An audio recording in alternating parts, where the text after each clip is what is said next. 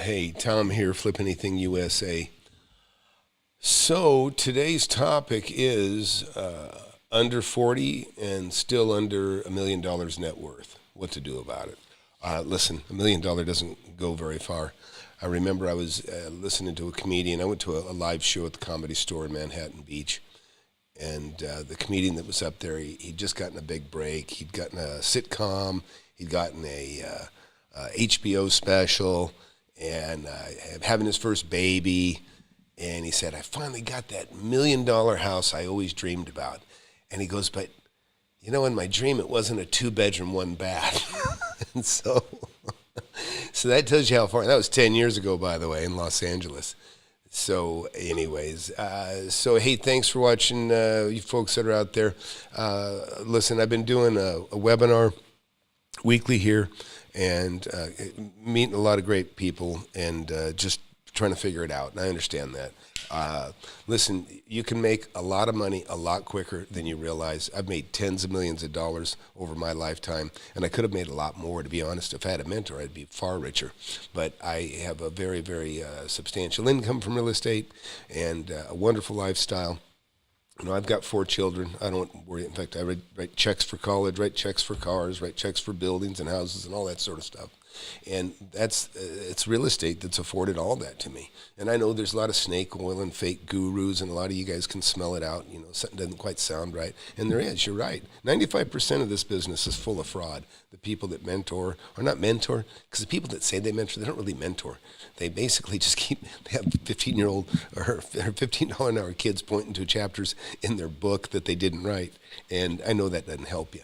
A mentor is somebody that can walk you through and guide you through the tough situations. And I'm talking about everything from, you know, negotiating to when things go wrong, if you got to flex some muscle, whether that be legal or otherwise. You know, I've been through all that kind of shit. So we're going to get into it. And I've got Chris here with me, by the way. Chris.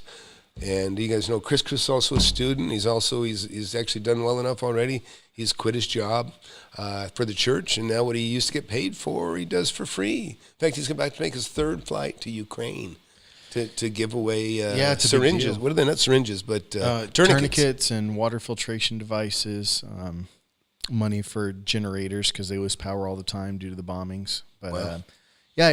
You know, it really is. It's the luxury of not just having money, but having time. Yeah, well, that's what I say. I'd be a lot richer today, but I goofed off a lot over all these 42 years I've been doing this now. Yeah. And, but you know, I took a lot of big vacations, and I experimented with a lot of different other kinds of businesses with my real estate money. Right. And some worked, some didn't.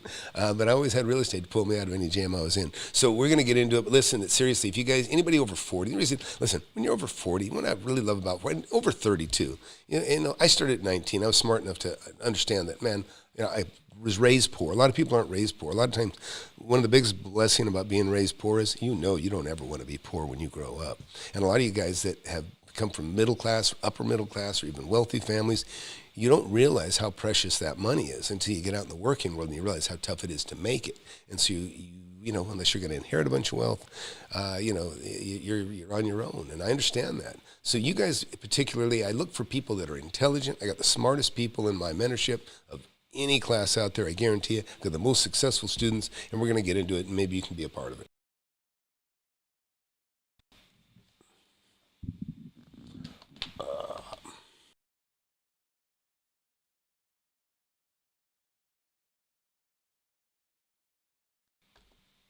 All right. Well, we're having a little trouble with that. Anyways, so hey, we're still here though. Yeah, I don't know what the hell's going on here. That was kind of weird. Oh well. Anyways, hey, if you just got here for the first time, I have a book, Wake Up and Smell the Real Estate. It's been a bestseller on Amazon, Audible, and Kindle. You don't want to miss out on it. It's the best $10 you'll ever spend. On Kindle, you can be listening to it. You can actually go get a sample of it right now, watch it, read it, whatever you want to do. Look at the reviews on it. It's a no fluff, because I don't really even know how to do fluff. I'm very straight to the point. You know, I just don't, you know, a businessman. I'd like to just get to the damn point. But anyways, if you just got here, please hit that subscribe button, hit that like button. But you don't want to lose my channel. I promise you. You'll learn more here, real stuff, not fluff, than you will anybody else out there, as far as I can tell. You know, I mean, Yeah. And I would say, Tom, you mentioned the webinars. We've got one tomorrow morning at 7 a.m. Central Time. We've got one Thursday night at 7 p.m. Central Time. So whether you're an early bird or maybe you want to, jump on the webinar after dinner, we've got both time slots available. But what's been really cool about these past few webinars that you've hosted, you've had people come in to get a taste of the mentorship. One thing I see that they all have in common is either they're curious about real estate or passionate about real estate, or like you said, they want to make some extra money. They understand that the clock is running. Yeah. And they want to see some light at the end of the tunnel, meaning they want to have something when they quit working. It's true. When you're 40 years old, I mean, that's really, you kind of hit your stride in business and everything else too. Chris is already afforded to the luxury of being able to go volunteer his time in Ukraine for the third time, and that's a fantastic thing. My sacrifices, or I should say my leisure time, what I did with his, I played. I've been an entrepreneur my whole life. I'm going fly fishing too this summer. So. I know you're not all. I know. Yeah, but it's neat. You get to make your own schedule, and yeah.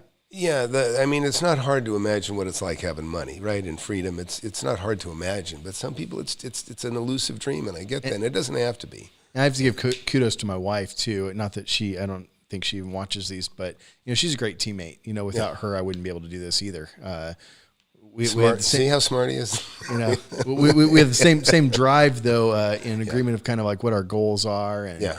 And so what I was going to say about the reason I do a 7 a.m. seminar now and a 7 p.m. seminar, guess what? Because the guys that work, that are interested, they have jobs. The people that watch me have jobs. They actually work or have businesses. Or kids at home. Or a business, or have kids at home. So I know I want to get you before work or after work. There's a lot of people that just thrive on, just gullible people. Gullible people that don't work, or gullible people that have, worked and just are gullible, gullible. I'm not interested in gullible particularly. I'm interested in people that are smart, that ask good questions. I don't want you to trust a thing I say. I want you to, you make me prove it, right? Make me show what I know. Make me demonstrate that I have the experience that I profess to have. And I love it. That's what I do. So anyways, the intro is not working, so I'll give you this and we'll be right back. Yeah. Yo, stop and listen.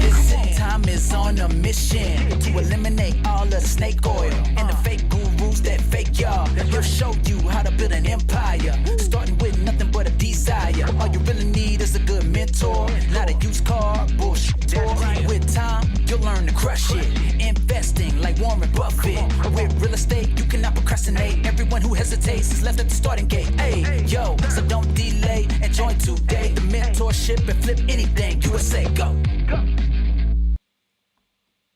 All right. So, hey, I saw in the comments here, Asan, is that what it is? Yeah, I think it's Asan. Why don't you read it for me? Yeah, Asan says, hey, I'm about to turn 30, but I have a lot of debt and supporting my fiance as well to go back to school. Maybe he's supporting his fiance to go back to school. Sounds like or yeah, he is going back to school. He says, we live in Houston, Texas, and it's hard to save up enough to get real estate at a good price to where it could make money. Where should we start? How would you do it if you were in my shoes?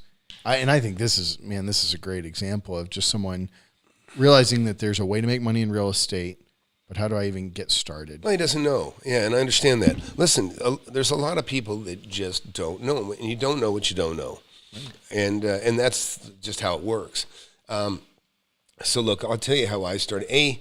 Look, you got a lot of weight on you if you're having to take care of people, besides yourself. That's a tough road. It makes it a little tougher. So the number one thing you're gonna have to do is cut your overhead. You got to live as cheaply as you possibly can.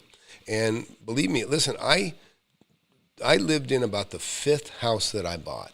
First of all, the first property I ever bought, I bought a building, and I lived in that building, along with running my business out of it. And it wasn't because I wanted to. Believe me, first I had an ice chest that I was living out of before I had a refrigerator on the wall. And even anybody that knows my book knows, that it was, I missed some opportunities with the girl next door, Sandy, who I had a crush on, but I didn't have any confidence. I thought, even though I just bought this building, she was at my door, wanted to come in, and I was like too embarrassed to bring her in. Here I should have been proud. I bought a building at 19 years old, you know? And I was just kind of a little bit embarrassed. I didn't have a kitchen. I had Sure.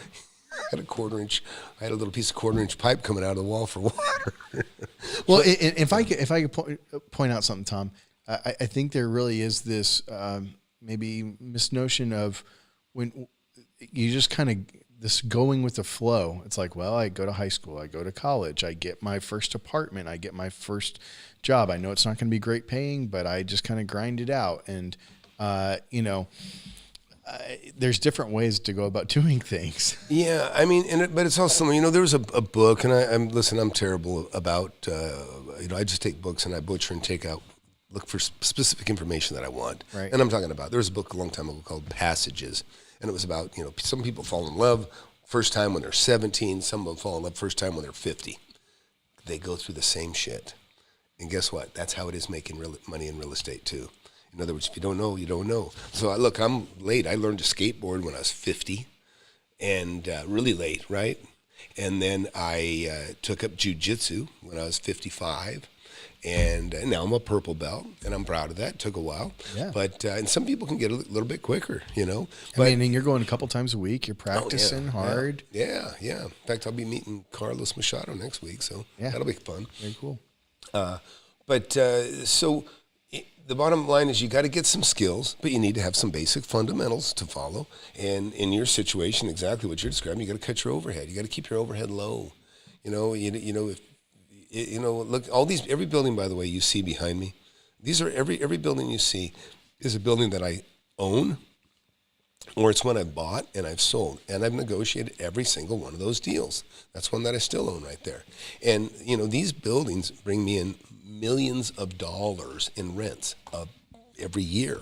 Right. And, you know, I live on that stuff. Yeah. And so, you know, a lot of people, if they got a check that they don't earn, they'll live on it. It doesn't matter if it's, you know, a government check or this and that, but it just destroys some people's ability to go out and make. Let me ask this on behalf of Hassan, because I was in a similar situation maybe that he was in, and that would be, you know, whenever I got married, we were in a lot of debt. And you and I talked about this a little bit, and how my way that we got out of debt, me and my wife, we did the Dave Ramsey thing, but you also pointed out, you're like, well, you didn't have to do it that way. So what would you say to somebody that is fearful of investing in real estate when they're staring at a stack of bills coming at them every month that they have debt?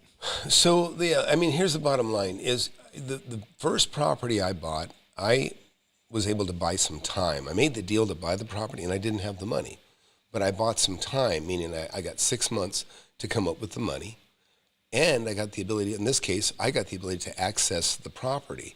And it was being able to access the property, live in the property for that 6 months. I was able to save $1,500 a month because I was living in it, and I didn't have to pay rent for a shop. I was a cabinet maker, and this is what got me in it. I needed a cabinet shop, and so that's how I got my down payment. Is I just saved $1,500 a month because I didn't have to pay rent for a shop or for a place to live, and I sacrificed for sure. Yeah, and I tell people too, and again, you know, my past life is I was a pastor, so I did a lot of travel around the world, so I saw a lot of different countries and cultures. One of the things we don't do very well in the U.S. here, I would argue, is, you know, you have the opportunity, at least for a short while, depending on your family life and situation. I mean, live with family, you know, live with friends while you save up that amount. Some people don't have that option either. Right, you know? but get what I hear you saying though is get creative. What are the options you haven't considered yet? Yeah. And, you know, just like, you know, some people can rent a property out for a premium. And that's kind of where I was going with. I said that I lived in the 5th house that I bought. That was because I could rent the others ones that I had cheaper. I could rent them out to people for more than I would be willing to pay for them. Right. You know what I mean? Yeah. So that's what I did or I flipped them or whatever. You know, at that time I did both. So, you know, it's really pretty much just about making good decisions, but it's common sense, you know, in the beginning. So, but number one, you got to get skills, right? And, you know, if anything sounds too good to be true, then it's probably too good to be true, you know? And that's something like probably your great-great-grandfather would have told you, and everybody in between that you know, has raised you. But it's true. You know, people the scammers out there try to make things sound easier than they are. And And then they also can really never prove out that they know what they're doing. You know what I mean? Or they're incessantly pointing to one deal that they've done in their lifetime. That's the first building, by the way, right behind me right there right now. That's the first building I ever purchased when I was 19 right there. And, you know, like I said, that was a huge thing, you know, back in 1981. That was actually a vacant lot that was across the street that I got with it at that time. So Tom, if they sign up or if they join the, let's first talk about real quick, again, 7 a.m. tomorrow, 7 p.m. on Thursday. How do they get to the webinar if somebody wants to? Yeah, just go to, so those of you that are interested, take a look here. And hey, good Michael, I just texted Michael. I hadn't seen Michael here in a while, and I was kind of getting worried about him. Okay. Yeah, where can they sign up for the webinar, and then what to expect whenever they join that call? Right. So look, I'm taking you to my website right here. And like I say, zero pressure from me. Believe me, I don't want anybody. Listen, just signing up. You can't just sign up and pay to get in, number one. Don't even think that for a second. You have to be qualified to get into my mentorship. But you can go to the webinar for free. And believe me, I've been helping people for free long before I even had this YouTube channel, or before I had a book or a seminar or a program. So this is why I can reach more people at the same time. And in the webinar, I don't mind answering questions for people that ask specific questions even about some of their issues. I mean, it's not a big problem-solving show. Really, I'm there to demonstrate to you why your best investment is with me to help you learn about real estate. And one of the main reasons is that I buy relevant real estate to most of you. In other words, I buy properties anywhere from $50 to several $1 million. And I demonstrate this all the time on, with this videos that I make here and in the mentorship specifically. So what you do is, if you look at the screen here, you'll see webinar. In the top, you go to FlipAnything USA and just click on webinar right there. So you're going to FlipAnythingUSA.com. And just go to and click on webinar. Click on webinar. We have a slow feed here for some reason. And all you got to do is fill out this form right here. And you can put your phone number in here if you want. Oh, Chris is in the way on this right now. Get Chris out of the way. Yeah, get me out of there. I am practically blind here. Where am I? No wonder. So anyway, it's just the general information. Yeah. It's your name and email. Yeah, right there. Just put fill this form out right there. And this actually this is just a video from a couple months ago, and that's a check for I think $407,000. So back to why. So when they get that though, Tom, they're going to get a recording from you, a little bit about you, whenever they fill that out. But then they're also going to get a generated email to the webinar for 7 a.m. tomorrow. Yeah, you'll get the Zoom link, and then you can come in here, and just like me and Chris are talking, we can talk. And I don't care if there's 5 people in there or if there's 30 people in there. Right. And I'll stay all day. I don't care. This is one of the things that's really cool for me is I get to do whatever I want. Believe me, doing this is not very profitable in comparison to the money I make when I dedicate myself to real estate. Now, I've still bought $10 or $12 million worth of real estate in the last year, but it could have been 20 if I wasn't doing this. This has occupied quite a bit of your time. It has occupied a lot of my time, but it's been enjoyable because I make money still with real estate, and I get to show off how I make money with property. But also, now you guys are becoming the stars. Back to that, by the way. Take a look. When you get in here, when you go to the first page, I want you to look carefully. Right here on the right, and this is slow loading, and I apologize for that. But what you'll see is a list of, and I'll just have to move this over a little more, is you will see, man, we have got something horrifically wrong with this webinar, or with this feed.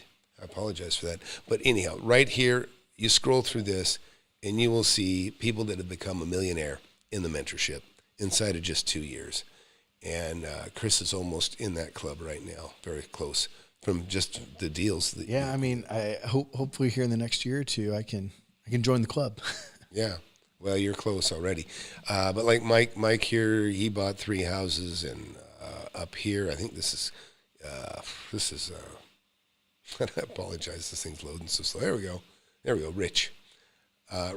Richard here, he made he's made over $1 million in cash, and that's a realized cash that he deferred into his next purchase, where he now, which he made probably a couple $100,000 in equity on the next purchase. So in the end, he's sitting with about $3 million in real estate, and I think about $1.3 million in debt. So really, it's about $1.7 million.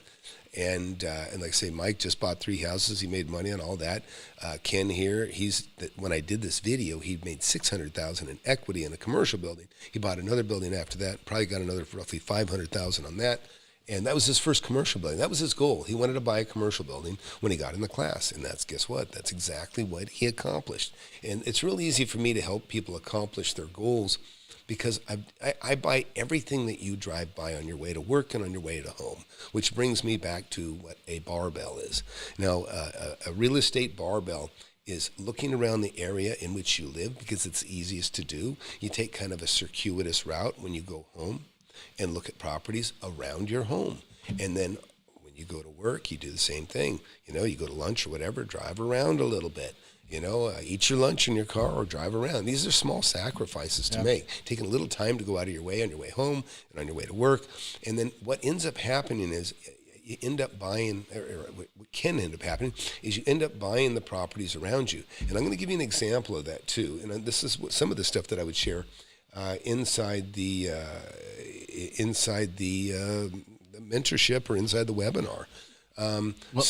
Can I read a question real quick? Yeah, sure. Fire away. I'm going to go into Google Maps while we're talking about this and demonstrate what. So Mr. Walt says, well, I'll give you his background real quick. He said, I've been house sitting for a friend for about 18 months, coming to an end next month, moving to a new location and getting back into real estate. But he doesn't really talk about, I asked if he was an investor. Mr. Walt, maybe you could clarify that for us. I don't know if he's an investor, an agent, or what, but he said, my question is, can I buy a house, or is it best to rent and keep my cash for the business? This is Mr. Walt. Sorry, I'm throwing my yang. My question is, can I buy a house, or is it best? Listen, you got to get out of that mentality about buying a house and be like, I'm going to buy a duplex and do a house hack, and I'm going to live on one side. Listen, forget all that stuff. There is no bad real estate. There's just bad deals. So what you will learn in my class is, number one, that you're not going to focus on just any one particular type of property. You can to a degree, don't get me wrong, but you will be able to identify a deal, and that's the key thing. You got to know a deal when you see one. Yeah. And believe me, there's so many tricks and things that I've learned over the years, and really they're all boiled down to common sense. And I used to give away a lot of that stuff, but now not so much, because the class gets upset with me if I give away too much. But it doesn't matter whether you're in a big city, in a metropolitan area, or live out in the country or a small town. Real estate's everywhere. No, and the same principles apply everywhere. Yeah, 100%. And so, and to that point, by the way. So look behind me here. We have people that are in all parts of the country, some big cities, some very expensive areas like New York, New Jersey, as one calls it, New Jersey-stan, because they're so tax heavy and very, very anti-business. But this gentleman here, he's made over $500,000, and he lives in New York. And he did it with houses that cost, well, he actually bought a $1 million home. Was probably his third or fourth purchase. Not $1 million property, I should say. And guess what? He bought it for less than that. He bought $1 million place for $700,000, and he made $350,000. Bought it for $700,000, sold it for $1,050,000, made $350,000, and that was his third or fourth deal. So he totally made $550,000. And this guy's a carpenter like me, just a regular guy, knows how to read a tape. He's a handy guy, smart guy, but again, and same here. This is a mechanic, but he also owns his own business. No slouch at all. He's made over $1 million by just what he's shared with us in the class. Right. And Kai here, he's on his way to building his fortune. He's a young guy. He's early 30s. And already, he's got tenants, and Garrett, same thing, just kick ass. Some of these guys have had real estate, and they realize, wow, I could learn a lot more. And they have, and they've really, really put on the gas. And to that point, and you say this all the time, Tom, hey, whether you have no experience in real estate, or you have a lot, or you're an agent, or maybe you're an investor even. Mr. Walt said, he said, I'm a former investor who got killed in the crash of '07. Yeah, well, So, I mean, there's things that you teach that I know investors have even said, wow. You won't get killed again. Listen, I invite the people that consider themselves very good, and believe me, some of the best comments or compliments I've ever got are people that have been in the business 30, 40 years and say, Tom, I didn't realize how much I didn't know. And the reason I know as much as I do is because I work my ass off. I've been just a very, very aggressive, assertive investor. And I'm talking about buying and selling property of all types. And this is new to me. This mentoring is only the last couple of years. And now that's, I'm 61 years old. I've just turned 61. Anyways, but it doesn't matter. You can do it. Listen, we got guys in their 50s that have never really invested in real estate. Some of them are realtors. I have realtors that have made their first $100,000 on single deal.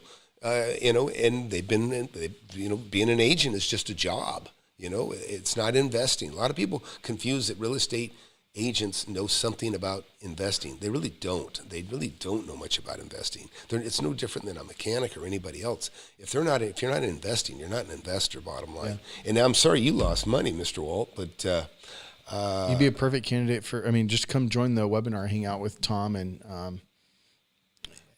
see what he's done even through the slow times or the crashes, if you will. Yeah. Anyway, so Walt, listen, all you can do is learn from your mistakes. You got killed in 2007. I'm sorry. That can happen. I've only lost money on one property, to be honest, but it's probably because I am so careful. People say, I don't want to risk. And I'm telling you, what's risky is not investing, okay? But what's also even worse than not investing is stupid investing, or investing, and not, and listen, it's like if you're going to do something and it doesn't feel right, you're scared to do it, you're probably doing the wrong thing. Because when I go to buy something, it's like Christmas. I know what that property's worth that I'm buying. I know how much money I'm going to make within, $10 or $20, $30,000. You know what I mean? It's right. It's very simple. And that, I'm talking about if I'm going to make several $100,000 or if I'm going to make, $50,000. I know within 10% of that figure what I'm going to make when I buy the property. And so it's not even, there's nothing scary about it. It's just disappointing if I don't get it. I'm trying to get that and buy that. And the disappointment is if I don't get it, because I consider that losing money when I don't get the property that I want, that I would have made money on.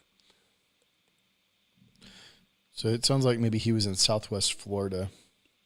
Yeah, if that's what SWFL means. So so Mr. Walt, his own word, stupid investing. He said, we got caught with our pants down for sure.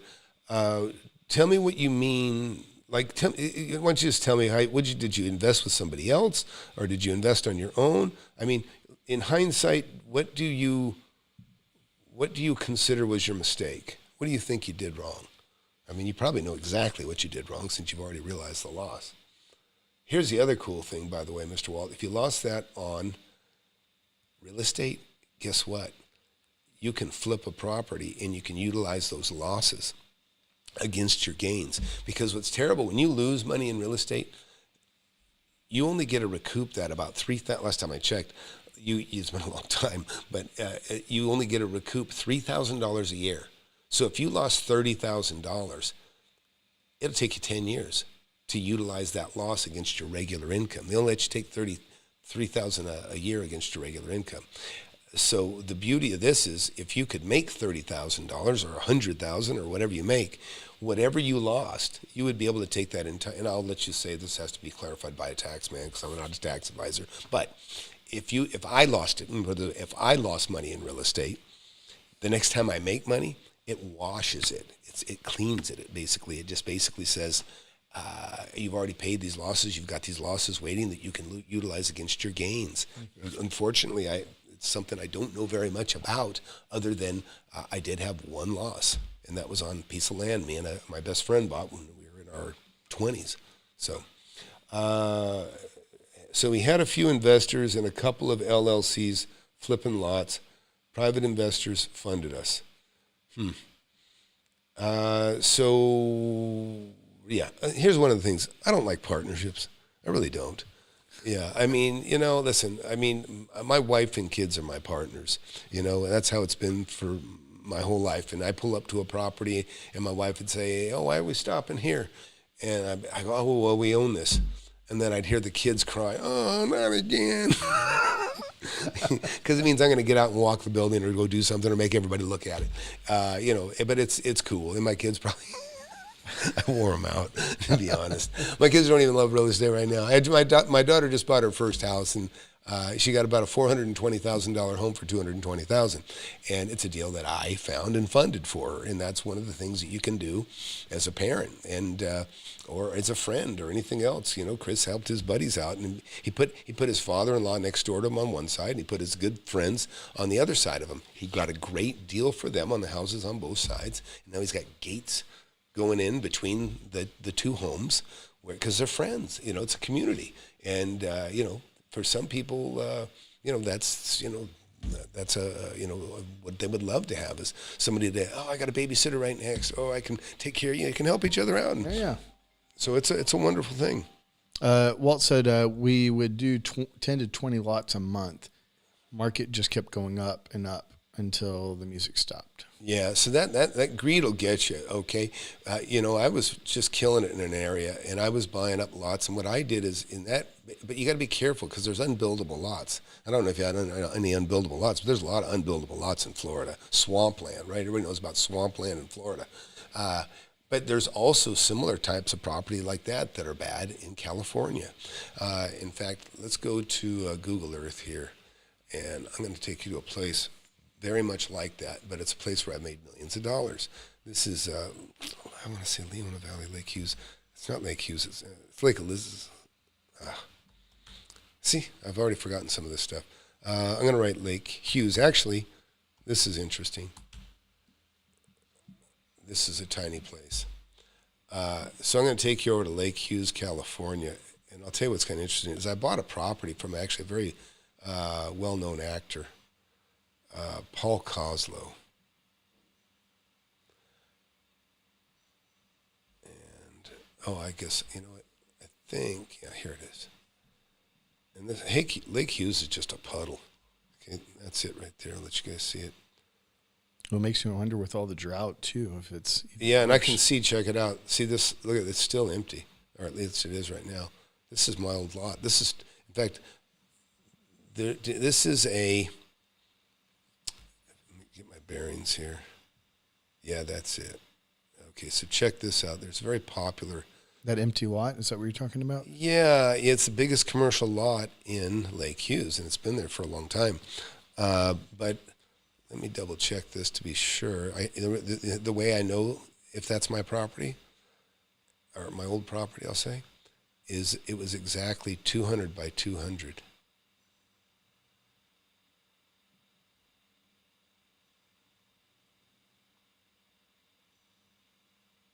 I can't see under that. Disappear. All right, let's double check here. Come here, there. This thing's lagging so bad. It's got a bad lag. Yeah, look at it. Some of those things are out of our control. I know we had the internet checked yesterday. Well, I'm going to shortcut this here. Oh, well. I can't seem to click the damn thing. So anyway, so you can see it's 200. It's 200 feet.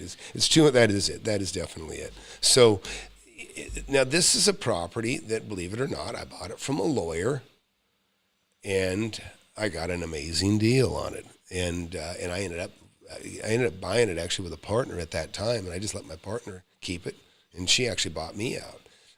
Were you also buying residential lots in that area at the time, or that was commercial? Yeah, I was buying. Yeah, I was buying residential primarily. In fact, let's get back to that point. But I was going to show you. This thing's moving too slow to show you that. But why was nothing built on that? I don't know. I haven't owned it in 35 years. Okay. You know, So you bought it, you held it for a while, and then sold it. I didn't hold it for 3 months. I mean, I bought it with a partner, and she decided she wanted to keep it. I said, okay, well, just buy me out. Yeah. This is the other place. This is, I think that's it. Anyways, let me just do this. We'll go here, and we'll go Lake Elizabeth. Is that what it is? Yeah. And any other questions you got, just fire away, guys. I knew it was close. Yeah, I didn't think that was it. So this is Lake Elizabeth. And when I was buying up this area, there were lots of vacant lots. All this stuff here, it wasn't all vacant. It still looked almost about the same, but it's been built out quite a bit. But you can still see, when you look at these properties, that there are, these are tiny lots. These are only like 50 by 100, I think, actually. Mm-hmm. Like being down to, so there's these, look how narrow, you can tell how little these houses are side by side, right? But guess what? This lot may not be buildable. Even though you can build here and you can build here, you might not be able to build here. And the reason that is because the San Andreas Fault is nearby. As you pull out, you'll see right here that this is right up against the San Andreas Fault, which runs through California. And so this is why, you know, somebody in an area like this can lose their butt if they don't know what to do. Anyways. So why are just some of those lots unbuildable then, and some are, even though the fault is nearby? Is that where they? Well, no, actually, look at this is actually part of the fault. Look at, see right here. I mean, for all I know, that this ravine was part as a crack. Okay. Sure, but I mean, how do they determine that though, Tom? Is that where they do, like, they drill core samples and stuff like that, or there are only so many lots that are allowed to be built on per area? Not core samples. What we'd have to do is you'd have to get a geologist, and I used to use Pierre Saint-Amand, which is actually a pretty famous geologist. Turned out he used to work for the government and seed clouds for rain and did all kinds of stuff.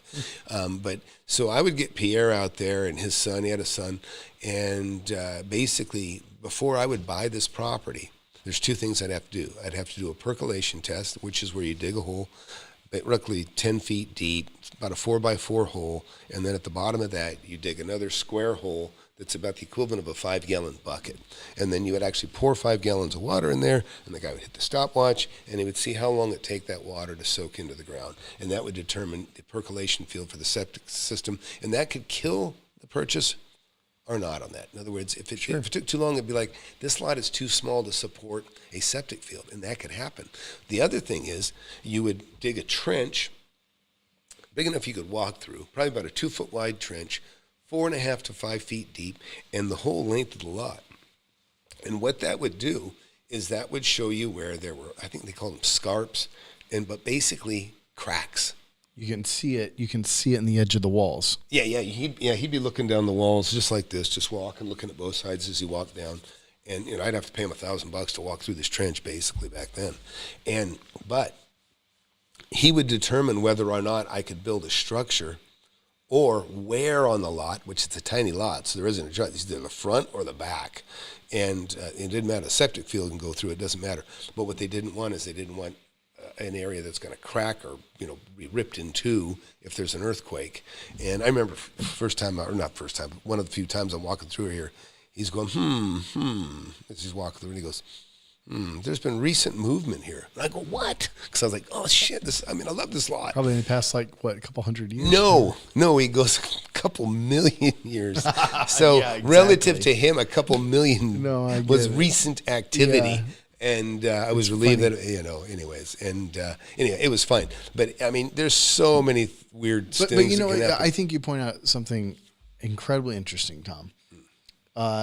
Because you're sharing your story about those properties in that location, which you used to invest in California. About, I think, almost 70 lots there. Right. Yeah. But we have students from all over, and the students in the mentorship have all different kinds of scenarios. Oh, yeah. Some are somewhat similar to that, but there's other things like I know you were talking with one of our students the other day about drainage in front of her property and how the neighbors were causing a fuss and there's things that sometimes you need to know to look for before you buy the property, but then there's roadblocks you come into after you acquire the property. And that's what I love about the mentorship is we really do learn from everybody in that regard.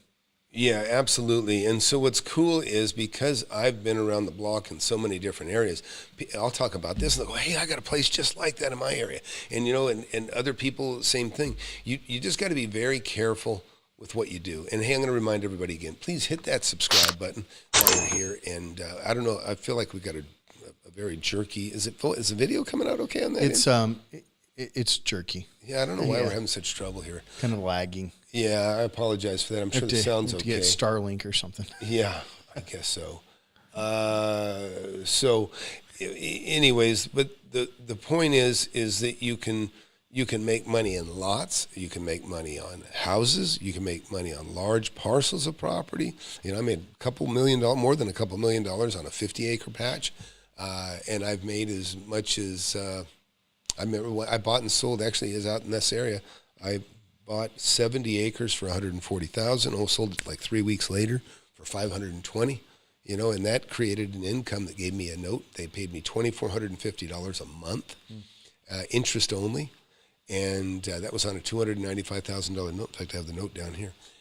You can make money so many different ways in real estate, and so that's why, when you really dedicate yourself to it, as I have, almost nothing will get by you. And believe me, I've missed deals and I've lost deals, and I consider, it's upsetting, but it's a good thing to be upset about. You're making money hand over fist every month, and then you go, dang it, I could have got that too. You know what I mean? Right. It's just how it is. But Brandon said that the video is a little laggy, so I hope the audio is still coming through okay. That's what's most important. Yeah. Well, I apologize for the lag. In fact, we should just kill it if it is going to be lagging so much. But in fact, I got a note actually on my text here from the cable company. We had a lot of tree problems out here. But listen, tomorrow morning, 7 a.m., if you want to get in the webinar, just go to flipanythingusa.com/webinar. Mm-hmm. Right, and I put the link in here, and the link is below in the description. And go there and listen. And don't trust me. Don't believe a word I say right now. But just give me a few minutes of your time, and I'll demonstrate to you very quickly that I know what I'm doing and that I consistently have made money, and so are my students. And that's what should be important to you as I buy the kind of properties. Listen, a lot of these guys, they bait you with this kind of stuff. But then when you get in, the inside, it's like, well, the real money is in buying this other stuff that requires you get in my fund. So give me your money. Yeah. You are the money. Listen, I don't mind giving you my time if you put in the effort to make some money. But listen. And there's work involved. There's no doubt about that. Yeah, listen, if you consider getting educated and learning something work, then there's work, but if you love what you do, and believe me, I love what I do. Chris now loves what he does. Yeah. And everybody in the class loves it because they know how profitable it is. And that is a huge difference. In fact, Michael actually is in the class. He's watching too. You're welcome to come in tomorrow, Michael. And like I say, Michael already owns several properties. And, this is the kind of thing that we have a fantastic community. And I mean of smart people. Listen, there's a lot of big communities, real estate communities, of doofuses and guys that don't know what they're doing. And that's why the leader of the doofuses, he can talk all kinds of stupid bullshit and nobody even knows whether he's right or wrong. It's just very easy because you don't know. If you don't know, everybody sounds like a genius, And the thing is that's not how it works. It's not how it works. So apologize for the lag in video. There's no way I can fix that right now. If you guys want me to kill it, tell me to quit. If you guys got any questions, ask some questions. I'll take any real estate question you have. Just fire away. Any concerns you have, with the economy, how to move forward. Listen, the main thing is, and I'm back to the topic here. If you don't have $1 million,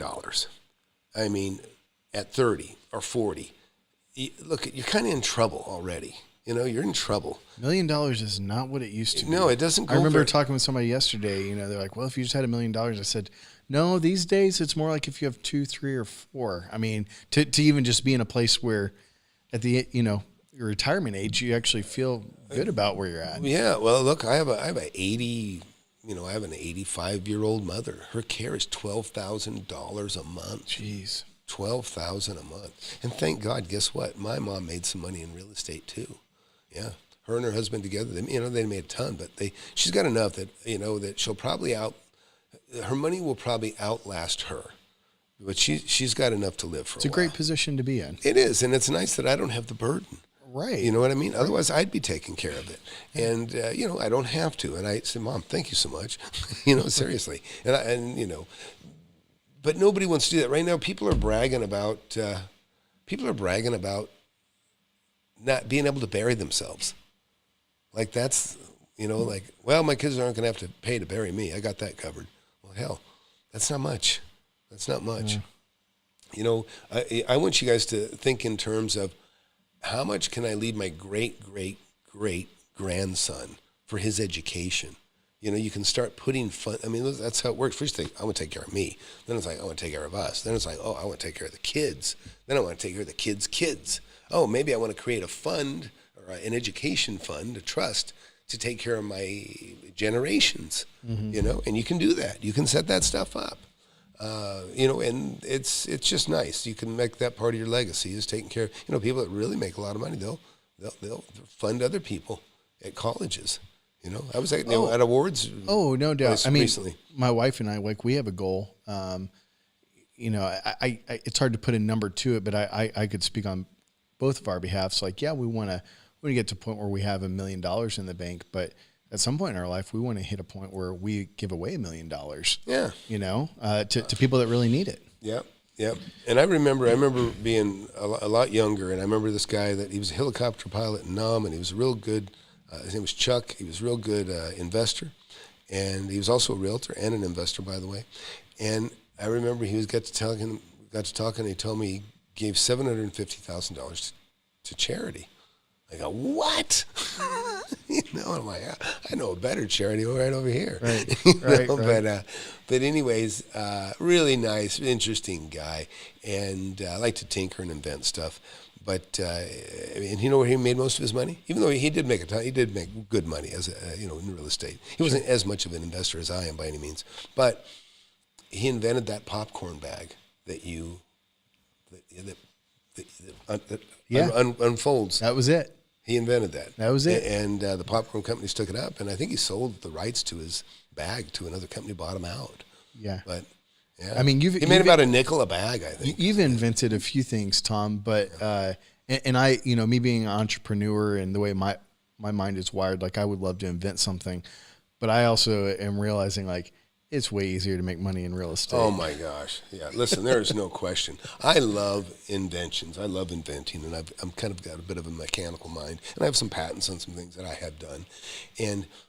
But again, that came after my real estate fortunes.